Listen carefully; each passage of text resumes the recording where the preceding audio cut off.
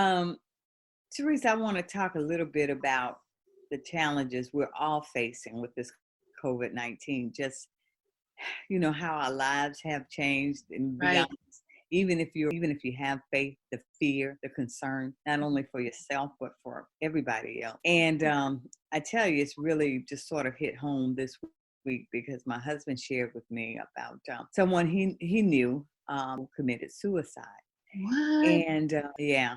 And actually, I've heard about two other recent incidents in maybe the last 3 or 4 months. Suicide? Yeah, Oh, suicide. wow. And so that just made me think about now might be a good time for us to return to an earlier podcast and blog that we did. Actually, it was one of our very first on suicide awareness. Oh, one of And my favorites too. Yeah, I think that yeah, is appropriate. yeah, so I want us to just let folks tune into that one again and also revisit that blog. But, in addition to that, you and I talked about there's so much information coming out on the virus, but there's also a lot of information about resources. And so you and I talked about just trying to pull what we could together as a resource list for people. Hmm. And yeah, Yeah, I so think now would be a good time to make that public, to put exactly. to yeah. Yeah. Hmm. So, in addition to reviewing the podcast again and the blog, just look on the blog for more information about resources that you can, that we hope will be of value to you at this time. Yeah, thank you. Yeah. And so, as always, we want you to stay well and be safe.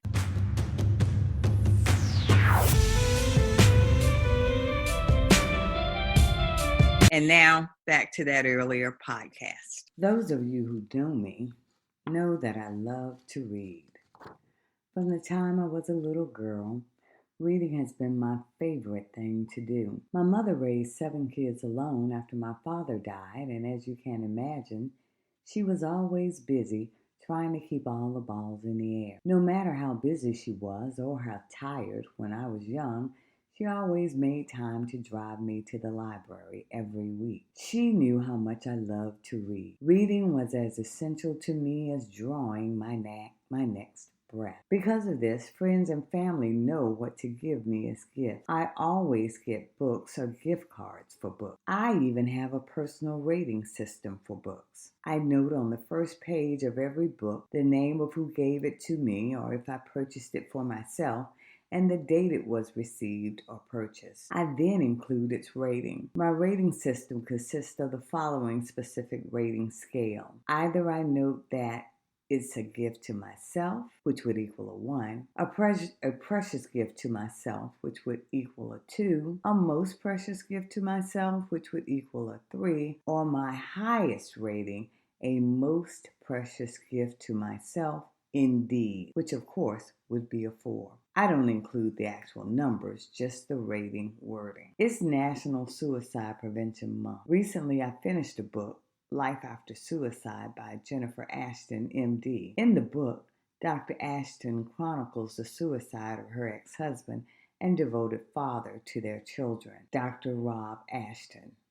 Dr. Ashton, a thoracic and cardiac surgeon, killed himself by jumping off the George Washington Bridge in New Jersey. By all accounts, Dr. Rob Ashton was an amazing man, an accomplished professional who was most loved by his family and friends. Dr. Jennifer Ashton did a masterful job in sharing her family's devastation and ultimate survival of her ex-husband's suicide. While finishing up the book, I learned that another physician, Dr. Marsha Edwards, killed herself this week. Dr. Edwards allegedly killed her 2 adult children, 24-year-old Christopher Edwards and 20-year-old Aaron Edwards, before turning the gun on herself. By all accounts, Dr. Edwards was an accomplished and admired professional who dearly loved her children. Maybe Dr. Edwards' death hit me particularly hard because she was an African American woman whose background, as shared in media accounts,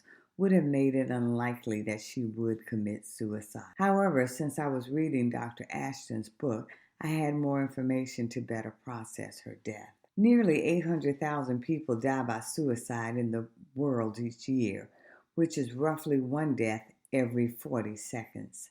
Suicide is the second leading cause of death in the world for those aged 15 through 24. The American Foundation for Suicide Prevention notes on its website that in 2017 there were 47,173 recorded suicides here in the U.S. That number was an increase from 42,773 persons who committed suicide in 2014. In 2017, there were 1,400,000 suicide attempts. Suicide is the 10th leading cause of death here in the U.S. In 2017, the highest rate of suicide was among whites at almost 16%. There was a significantly lower rate, of course, for African Americans at about 7%. A 2018 Washington Post article by Amy Ellis Nutt notes that African American children, however, commit suicide at roughly twice the rate of their white counterparts. Those are staggering numbers and dispel a position long held in our community that African Americans don't in fact commit suicide. It is happening, and the results are devastating to those left behind. Suicide leaves survivors reeling from not being able to prevent the death or say goodbye. They suffer tremendous guilt. The point Dr. Jennifer Ashton shares repeatedly in her book is that we must find a way to take away the stigma of suicide. As a community, we do not have the luxury of talking about suicide in hushed tones, acting as if it does not happen in our community, and when it does occur, acting in ways which says its occurrence is solely the result of an abnormality of that specific individual or their remaining loved one. Truly, it takes a village to be on the lookout for signs of depression in our youth, which may indicate that they may literally take matters into their own hands. In her book, Dr. Ashton clearly makes the point that people who commit suicide are suffering from some type of mental distress, be it temporary or ongoing. The person who commits suicide believes that was their best option to end in unbearable pain. Survivors are not to be judged and ostracized. Suicide happens and the rates are increasing. We don't have to be hopelessly overwhelmed when hearing about suicide in our community. A simple "I am so sorry" followed by how can I help is a great start to support survivors and help us all to heal.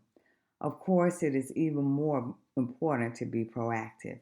If you know someone who may be in distress or depressed, please call the National Suicide Prevention Lifeline. They can be reached at 800-273-8255, 24 hours a day, 7 days a week. Knowledge gained from Dr. Ashton's book was a precious gift indeed. I have to tell you, the information that I read in that book and just thinking about this issue is just very alarming. It's very concerning. It is. Some reasons I read about, Teresa, why kids commit suicide is that they are depressed, they feel hopeless or helpless. What do you think we can do as parents to try and combat those types of feelings? Well, I believe we should start with social media.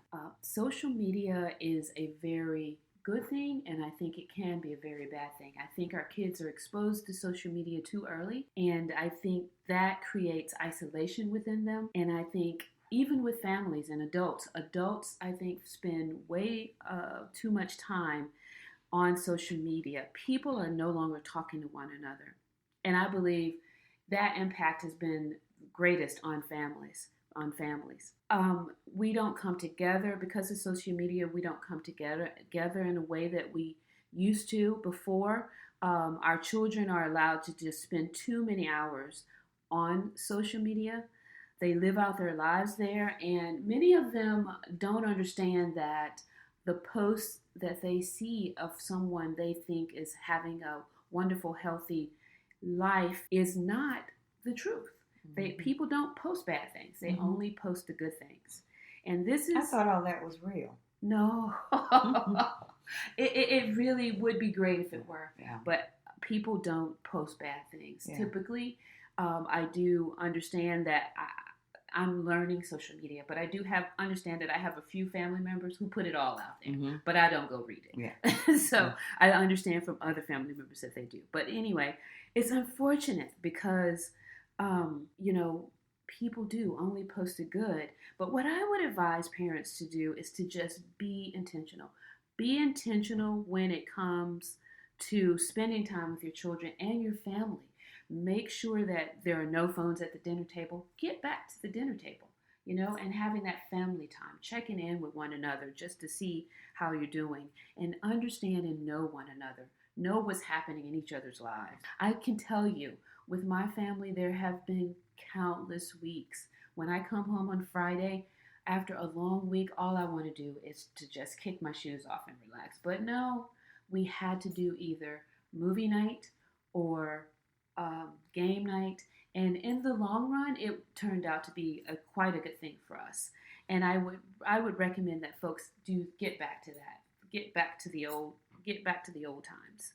You really need to look for signs that your children might be struggling, and you have to encourage them to talk. If you notice trouble, don't. They should not hesitate to consult a professional. The other thing is diet. Believe it or not, nutrition in general plays a huge part in our moods, our emotions, and our overall well-being. Be sure to get regular checkups and at least an annual physical, being mindful to check levels of vitamins and hormones in your children, in your systems and your children's system. For example, I just recently learned that vitamin D is an important hormone that can, if in a deficit, can cause depression. And that correcting that deficiency is quite simple. You can do that by getting more exposure to sunlight. Again, take advantage of that. Make it a family thing. Go out, play with one another. But we're being told to stay inside, to not go outside. I know we you're absolutely right. We are being told that, but that is overexposure. Mm-hmm. A little bit of sunlight will not hurt anyone. And it's timing. And I can explore this a little bit more in a future podcast, but it's timing. If you go out without your sunglasses on, with your chest exposed and your forearms exposed for as little as 30 minutes, you will get enough vitamin D to carry you for a month, is what I've read. Mm-hmm. So hopefully that's true, because that's exactly what I do. Mm-hmm.